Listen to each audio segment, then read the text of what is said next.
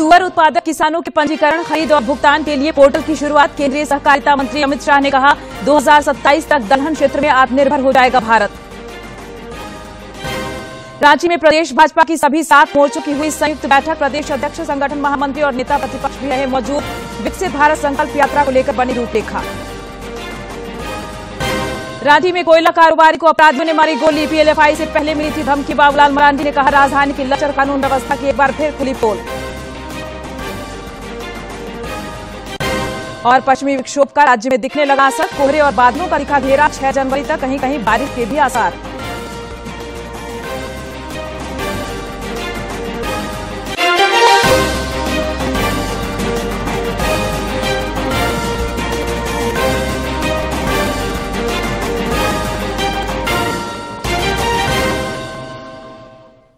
नमस्कार, खबरें झारखंड में आपका स्वागत है। मैं हूं प्रियंका और अब समाचार विस्तार से। बुलेटिन में सबसे पहले बात करेंगे सहकार से समृद्धि कार्यक्रम की। केंद्रीय गृह और सहकारिता मंत्री अमित शाह आज नई दिल्ली के विज्ञान भवन में आयोजित सहकार से समृद्धि कार्यक्रम में बतौर मुख्य अतिथि शामिल हुए। इस दौरान उन्होंने नेफेड और एनसीसीएफ द्वारा विकसित पोर्टल का लोकार्पण किया। अपने संबोधन में श्री शाह ने कहा कि आज की यह शुरुआत आने वाले दिनों में कृषि क्षेत्र में हमारी आत्मनिर्भरता को बढ़ाने का काम करेगी। उन्होंने कहा कि 2027 तक दालों के क्षेत्र में देश आत्मनिर्भर हो जाएगा।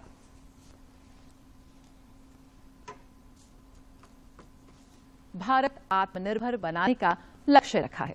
आज की ये शुरुआत आने वाले दिनों में कृषि क्षेत्र में प्रचंड परिवर्तन लाने वाली शुरुआत है। ये बात सही है कि मूंग और चने में हमने आत्मनिर्भरता प्राप्त की, परंतु बाकी दलहन आज भी हम इंपोर्ट करते हैं। और भारत जैसे कृषि प्रधान देश के अंदर जहां पानी की उपलब्धता भी बढ़ रही है, 2023 में आजादी के 75 साल के बाद दलहन का आयात करना हम सब के लिए सम्मानजनक नहीं है। इसलिए मोदी जी ने दलहन के क्षेत्र पर एक बड़ा दलहन उत्पादन करने वाले किसानों पर एक बड़ा जिम्मा डाला है कि 2027 तक। इधर रांची में आज प्रदेश भाजपा के सभी 7 मोर्चों की संयुक्त बैठक हुई। बैठक में प्रदेश भाजपा अध्यक्ष बाबूलाल मरांडी, संगठन महामंत्री कर्मवीर सिंह और नेता प्रतिपक्ष अमर कुमार बावरी भी शामिल हुए। बैठक में प्रदेश के वरीय पदाधिकारियों के द्वारा 7 मोर्चों के कार्यकर्ताओं को देश भर में चलाए जा रहे विकसित भारत संकल्प यात्रा की विभिन्न पहलुओं से अवगत कराया गया। इस दौरान झारखंड की सभी 24 जिलों में यह यात्रा प्रभावी रूप से संपन्न हो, इसकी रूपरेखा तैयार की गई। बोकारो के राजाबेड़ा गांव में विकसित भारत संकल्प यात्रा पहुंचने पर ग्रामीणों में खासा उत्साह दिखा। मौके पर ग्रामीणों को केंद्र की योजनाओं से रूबरू कराया गया और लाभुकों ने अपनी कहानी अपनी जुबानी भी सुनाई। बोकारो जिले के अलग अलग पंचायतों में विकसित भारत संकल्प यात्रा रथ के जरिए ग्रामीणों को केंद्र की योजनाओं की जानकारी दी जा रही है। इसी कड़ी में जब जागरूकता रथ राजाबेड़ा गाँव पहुंची तो ग्रामीणों ने इसका दिल खोलकर स्वागत किया। मौके पर पीएम गरीब कल्याण अन्न योजना की लाभुक शांति देवी ने इसके फायदे गिनाए, जबकि आयुष्मान की लाभुक दीपा सोरेन ने कहा कि अगर यह सहारा नहीं होता तो आज उनका परिवार नहीं बचता। मेरा आयुष्मान कार्ड बना हुआ है तो मैं उसमें से डिलीवरी पेशेंट में थी, उसमें मेरा बच्चा का वजन कम था तो उसी में से मेरा बच्चा का इलाज हुआ। सब कुछ का सुविधा है और चावल उवल कार्ड उड का सब कुछ व्यवस्था है, हम लोग को सब कुछ का लाभ मिलता है। कार्यक्रम के दौरान माला देवी और रानी देवी ने स्वयं सहायता समूह से जुड़ने के फायदे बताए और कहा कि समूह से जुड़कर उन्हें आर्थिक मदद मिली और आज वो आर्थिक सशक्तिकरण की राह पर आगे बढ़ रही हैं। अपने एक राशन का दुकान खोली हूँ, मैं खुद दुकान पे रहती हूँ, खुद दुकान चलाती हूँ। 2018 से पहले हमारी आर्थिक स्थिति बहुत ही खराब थी, अभी आर्थिक स्थिति काफी सुधार आ चुकी है। यहाँ पे हम लोग जो CLF ग्राम संगठन बन गया है, समूह बने हैं, तो वहाँ से भी हम लोग को लोन मिलता है। लोन लेके हम लोग बहुत सारा आजीविका को बढ़ाए हैं। कार्यक्रम में पूर्व विधायक योगेश्वर महतो बाटोल और स्थानीय मुखिया बीना देवी ने इस यात्रा का मकसद समझाया और वंचितों से योजनाओं का फायदा उठाने की अपील की। भारत आजाद भेले 1947 में और 2047 में 100 साल पूरा होते, तो 100 साल में भारत पूर्ण रूपेण विकसित हो चाहिए, इस संकल्प है। आज का कार्यक्रम के लिए हम लोग इसलिए रखे हैं मोदी के लिए विकसित हो सके। इस कार्यक्रम में महिलाओं की खूब भागीदारी दिख रही है। इस दौरान लोगों ने जन कल्याणकारी योजनाओं की जानकारी ली और विकसित भारत बनाने में अपनी भागीदारी सुनिश्चित करने का संकल्प भी लिया। बोकारो से मनोज कुमार के साथ मैं दिवाकर कुमार। गढ़वा जिले के सिलीदार और गम्हरिया में विकसित भारत संकल्प यात्रा रथ पहुंची। रथ को लेकर लोगों में उत्सुकता दिखी और काफी संख्या में लोग यहां केंद्र सरकार की योजनाओं का फायदा लेने आगे आए। गढ़वा जिले के रमना प्रखंड अंतर्गत चिलीदाग और गम्हरिया पंचायत में विकसित भारत संकल्प यात्रा रथ को लेकर ग्रामीणों में खासा उत्साह दिखा। मौके पर स्वच्छ भारत अभियान से शौचालय मिलने के बाद जीवन में आए बदलाव की कहानी चंदा देवी ने अपनी जुबानी बताई। पहले शौचालय नहीं थी तो हम लोग को दूर दूर जाना पड़ता था और अंधेरे का इंतजार करना पड़ता था, और अभी जो शौचालय मिला है उससे हम लोग को साफ सफाई समय का भी बचत हो रहा है और हम लोग स्वच्छ भी रह रहे हैं। गंदगी की जड़ से मिटा दो बहिनी सब अवन मिटिंगिया, आव बहिन सब अवन मिटिंगिया। कार्यक्रम के दौरान पीएम किसान सम्मान निधि योजना के लाभुक लव कुमार सिंह और आयुष्मान योजना के लाभुक फुलेंद्र कुमार सिंह ने इसके फायदे गिनाए। वे परेशानी में थे, मैं उनको बोला कि आप आयुष्मान कार्ड बनवा लें, वो आयुष्मान कार्ड बनवाए।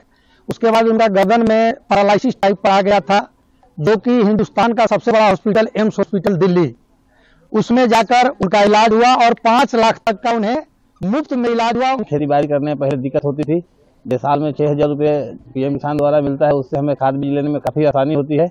इस दौरान रमना के अंचल अधिकारी ने ग्रामीणों को विकसित भारत का संकल्प दिलाया और केंद्र की जन कल्याणकारी योजनाओं से अवगत भी कराया। केंद्र सरकार की जो भी योजनाएं हैं उनका लाभ जिन लाभुकों को मिल चुका है, उसके अलावा जो व्यक्ति उस लाभ से वंचित है उनको उसका लाभ लेने के लिए प्रेरित किया गया। विकसित भारत संकल्प यात्रा में जनप्रतिनिधि भी लगातार शामिल हो रहे हैं। मौके पर स्थानीय जनप्रतिनिधि पंकज कुमार सिंह ने केंद्र की योजनाओं से लोगों को जुड़ने की अपील की।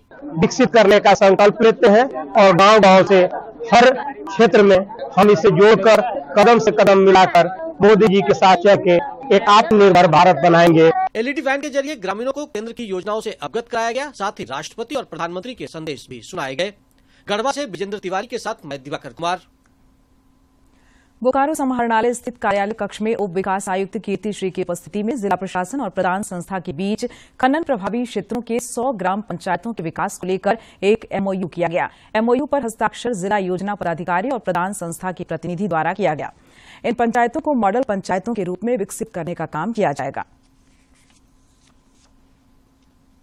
केंद्रीय शिक्षा राज्य मंत्री अन्नपूर्णा देवी आज रामगढ़ जिले के पतरातू लेक रिसोर्ट ऑडिटोरियम में IIIT रांची द्वारा आयोजित युवा संगम चरण 3 के ओरिएंटेशन कार्यक्रम में बतौर मुख्य अतिथि शामिल हुई। इस दौरान उन्होंने कहा कि प्रधानमंत्री नरेंद्र मोदी के एक भारत श्रेष्ठ भारत की पहल से आयोजित इस कार्यक्रम से भारत को एकता के सूत्र से जोड़ने में मदद मिलेगी। दरअसल NIT कुरुक्षेत्र के विद्यार्थियों का एक दल इन दिनों झारखंड के दौरे पर है।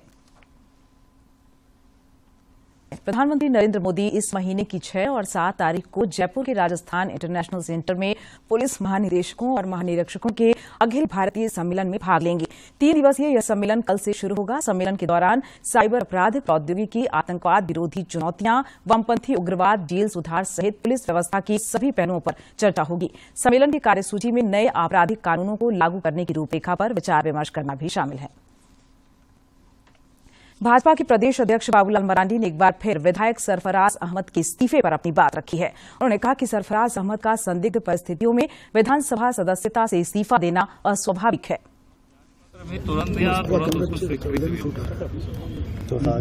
तो स्वाभाविक है कि हमारे जैसा व्यक्ति करेगा ही, उन्होंने रिजाइन क्यों किया?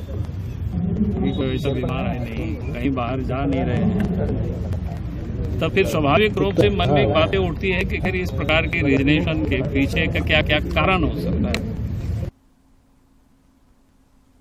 राजधानी रांची में अपराधियों ने एक बार फिर तांडव मचाया है। रातू के कोयला व्यापारी अभिषेक श्रीवास्तव को दिन दहाड़े अपराधियों ने गोली मार दी। अभिषेक श्रीवास्तव पर अज्ञात अपराधियों ने घर के पास ही अंधाधुंध फायरिंग कर दी। वारदात रातू थाना क्षेत्र के आस्थापुरा में अंजाम दिया गया है। गोलीबारी में बुरी तरह से घायल अभिषेक श्रीवास्तव को अस्पताल में इलाज के लिए भर्ती कराया गया, जहां उन्हें मृत घोषित कर दिया गया।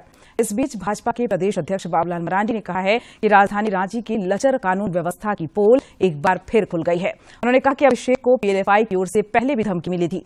इसके बावजूद पुलिस ने उनकी सुरक्षा को लेकर कोई ठोस कदम नहीं उठाया था। जामताड़ा जिले में त्रुटि रहित मतदाता सूची को लेकर पुनरीक्षण अभियान चलाया जा रहा है। इस दौरान अधिकारी बूथों और ग्रामीण क्षेत्रों में भ्रमण कर मतदाता सूची में मतदाताओं से जुड़े सभी पहलुओं की जानकारी ले रहे हैं और उसकी भौतिक जांच भी हो रही है। अनुमंडल पदाधिकारी अनंत कुमार के नेतृत्व में जांच दल ने आज नारायणपुर प्रखंड का भ्रमण किया। इस दौरान उन्होंने कहा कि त्रुटि रहित मतदाता सूची को लेकर पुनरीक्षण अभियान चलाया जा रहा है। केस में हो, चाहे डुप्लीकेट केस में हो, चाहे शिफ्टेड की केस में हो, तो उनको वेरिफिकेशन करना है कि कहीं गलती से जो आवेदक है कहीं उन्हीं को तो डिलीट नहीं कर दिया गया है। लेकिन हालांकि एक दो भी छूटे हुए हैं जिनका मृत्यु हाल फिलहाल में हुआ था 10-15 दिनों में। तो ऐसे केसेस को भी हम लोगों ने कहा बीएलओ को कि आप लोग उनको तुरंत बीएलओ ऐप के माध्यम से दर्ज करते हुए कर दें उसको। झारखंड उच्च न्यायालय में आज निकाय चुनाव को लेकर दायर रिट याचिका पर सुनवाई हुई। कोर्ट ने राज्य सरकार को निर्देश दिया है कि 3 सप्ताह में राज्य में निकाय चुनाव की घोषणा करे। कोर्ट ने कहा कि चुनाव नहीं होना लोकतांत्रिक व्यवस्था को खत्म करने जैसा है। पूर्व पार्षद रोशनी खड़को सहित अन्य ने हाईकोर्ट में याचिका दाखिल कर राज्य में जल्द निकाय चुनाव कराने की गुजारिश की थी। तसर अनुसंधान एवं प्रशिक्षण संस्थान नगड़ी में आज एक कार्यशाला का आयोजन किया गया। कार्यशाला में विभिन्न राज्यों के कृषि वैज्ञानिक शामिल हुए। विश्व भर में प्रसिद्ध है। आज रांची स्थित तसर संस्थान में देश भर के कृषि वैज्ञानिक जुटे। कार्यशाला के दौरान अपनी बात रखते हुए हॉर्टिकल्चर यूनिवर्सिटी कर्नाटक के पूर्व कुलपति डॉक्टर एसबी डांडी ने कहा कि झारखंड समेत छत्तीसगढ़, ओडिशा और बंगाल में एग्रो फॉरेस्ट्री की काफी संभावना है। आने वाले दिनों में ये टसर कल्चर करने वाले के उत्पादकता और आमदनी किस तरह से बढ़ जाएगा, उसी सोच में हम जरा ये प्रोजेक्ट बनाने के लिए वो अभी चिंतन मंथन कर रहे हैं। कार्यशाला के दौरान कृषि वैज्ञानिकों ने विभिन्न पहलुओं पर अपनी बात रखी। तसर अनुसंधान एवं प्रशिक्षण संस्थान नगरी के निदेशक डॉक्टर एनबी चौधरी ने एग्रो फॉरेस्ट्री मॉडल की जानकारी साझा की। एग्रो फॉरेस्ट्री मॉडल के साथ इसको तसर को लेकर जाने से फार्मर के लिए आय में डबल इनकम होने का संभावना है। मौके पर बिरसा कृषि विश्वविद्यालय के डीन डॉक्टर एमएस मलिक ने बताया कि तसर की खेती को कृषि वानिकी से जोड़ने पर किसानों की आमदनी दोगुनी हो सकती है। तसर बेस्ड एग्रो फॉरेस्ट्री सिस्टम जो झारखंड राज्य और इसके अगल बगल के राज्यों के लिए बहुत ही उपयोगी होगा और तसर का फैलाव बढ़ेगा। तसर में जो उत्पादन में जो कमी हुई है उसको आगे बढ़ाने का प्रयास होगा। तसर की खेती में एग्रो फॉरेस्टिंग के इस मॉडल को अपनाने से जमीन और समय का सदुपयोग होगा। साथ ही साथ इस नई पहल से निश्चय ही तसर की खेती करने वाले किसानों की आमदनी में भी बढ़ोतरी होगी। दूरदर्शन समाचार के लिए रांची से प्रताप की रिपोर्ट। राज्य शिक्षा परियोजना निदेशक किरण कुमार पासी ने कहा है कि शिशु पंजीकरण के कार्य में लापरवाही बरतने वाले शिक्षकों और पदाधिकारियों पर गाज गिरेगी। शिशु पंजीकरण अद्यतन कार्यों की समीक्षा के लिए राज्य स्तरीय टीम गठित की गई है। टीम ने आज सभी जिलों में इसका जायजा लिया। यह निरीक्षण 7 जनवरी तक जारी रहेगा।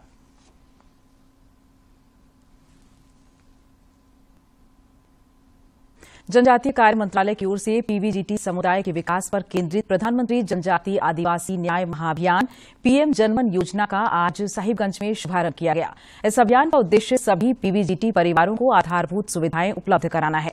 इसको लेकर बरहेट प्रखंड के बोरबन, बोरमसिया पंचायत, बोरियो के बड़ा रक्सो, बड़ा तौफिर समेत दर्जनों पंचायतों में शिविर लगाया गया।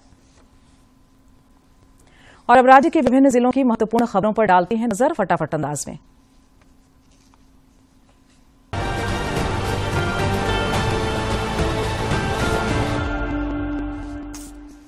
पूर्वी सिंहभूम स्थित खासमहल सदर अस्पताल में कल दिव्यांग प्रमाण पत्र बनाने के लिए शिविर लगाया गया। इसमें जरूरतमंदों का दिव्यांग प्रमाण पत्र बनाया जाएगा। साथ ही जिनका प्रमाण पत्र एक्सपायर हो गया है उन्हें रिन्यूअल किया जाएगा। हजारीबाग पुलिस अकादमी के परेड ग्राउंड में नए एसपी अरविंद कुमार सिंह का स्वागत एवं पूर्व एसपी मनोज रतन चौथे का विदाई कार्यक्रम का आयोजन किया गया। इसमें पुलिस पदाधिकारियों के साथ उपायुक्त नैन्सी सहाय भी शामिल हुई। बंगाल से एलिफेंट ड्राइव के दौरान भगाए गए हाथियों के झुंड में से बिछड़कर एक हाथी सरायकेला खरसावा के आंडा गांव से सटे जंगल के सूखे कुएं में देर रात जा गिरा। वन विभाग की टीम ने रेस्क्यू कर हाथी को बचाया। रांची जिले के रातू थाना क्षेत्र में अज्ञात अपराधियों ने एक कोयला कारोबारी को गोली मार दी, जिससे उनकी मौत हो गई। पुलिस ने मौके पर पहुंचकर जांच शुरू कर दी है। सांसद गीता कुड़ा ने कहा है कि पश्चिमी सिंहभूम के गुआ सेल खदान में दूसरे राज्यों से आए 18 लोगों को ज्वाइनिंग करने नहीं दिया जाएगा। सांसद ने संयुक्त यूनियनों के समर्थन में सेल प्रबंधन के साथ बैठक में यह बातें कही। सप्ता शीर्ष के करीबी माने जाने वाले विनोद कुमार के घर पर ईडी की टीम ने छापेमारी की। इस दौरान टीम ने विनोद कुमार के रोसपा टावर स्थित ग्रिड कंसल्टेंट को सील कर दिया। श्रीराम जन्मभूमि तीर्थ क्षेत्र में प्रस्तावित श्रीराम लला प्राण प्रतिष्ठा समारोह में हजारीबाग बड़ा अखाड़ा के महंत विजयानंद दास को भी शामिल होने का आमंत्रण मिला है। हजारीबाग से वे एकमात्र संत हैं जिन्हें इसके लिए मौका मिला है।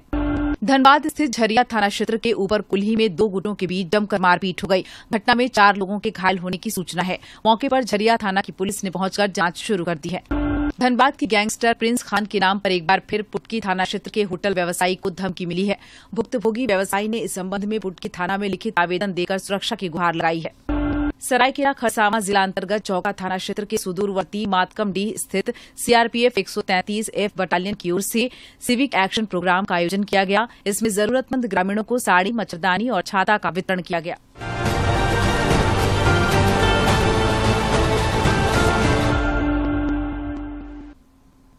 आगे बढ़ेंगे, रुख करते हैं मौसम का। राज्य में अगले 3 दिनों तक पश्चिमी विक्षोभ का थोड़ा असर दिखेगा, जिसके चलते हल्के से मध्यम दर्जे की बारिश होने की संभावना है। मौसम विज्ञान केंद्र रांची के अनुसार कल राज्य के उत्तर पश्चिम इलाके में बादल के साथ साथ हल्के दर्जे की बारिश हो सकती है। वहीं राजधानी रांची समेत राज्य के पश्चिमी और मध्य हिस्से में हल्के दर्जे की बारिश होने के आसार हैं। रांची समेत आसपास के इलाकों में आज इसका असर देखने को मिला। सुबह में कोहरा और दिन में आकाश में बादल छाए नजर आए। और अब एक नजर डालते हैं मुख्य शहरों के आज के तापमान पर। राजधानी रांची का अधिकतम तापमान 24.6 और न्यूनतम 12.6 डिग्री सेल्सियस रिकॉर्ड किया गया। जमशेदपुर का अधिकतम तापमान 27.2 और न्यूनतम 12.6 तथा डाल्टनगंज का अधिकतम तापमान 26 और न्यूनतम तापमान 12.6 डिग्री सेल्सियस रिकॉर्ड किया गया। और आज के दिन की ऐतिहासिक और महत्वपूर्ण घटनाओं पर एक नजर।